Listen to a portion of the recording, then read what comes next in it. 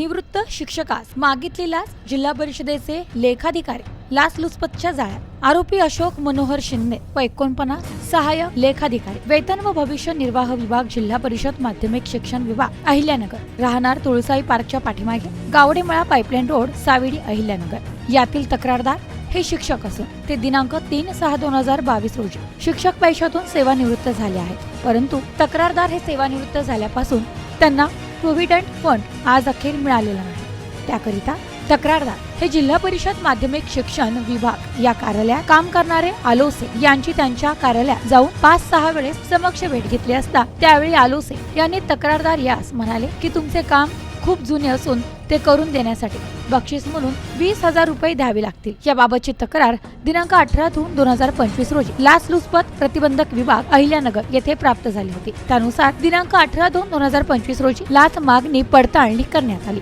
लाच मागणी पडताळणी कारवाई दरम्यान आलोसे यांनी तक्रारदार यांची प्रोव्हिडंट फंडची फाईल पास करण्यासाठी लाचेचा पहिला हप्ता पंचासमक्ष मागणी केली. दिनांक 18/2/2025 रोजी जिल्हा परिषद माध्यमिक शिक्षण विभाग अहिल्यानगर येथे सापळा आयोजित केला असता तक्रारदार यांच्याकडून आलोसे यांनी पंचासमक्ष 8,000 रुपये लाचेची रक्कम स्वीकारली. त्यांना रंगे हात पकडण्यात आले. सदर बाबत आरोपी विरुद्ध कोतवाली पोलीस स्टेशन जिल्हा अहिल्यानगर येथे गुन्हा दाखल करण्याची प्रक्रिया सुरू आहे. Report news today 24 Ahilyanagar.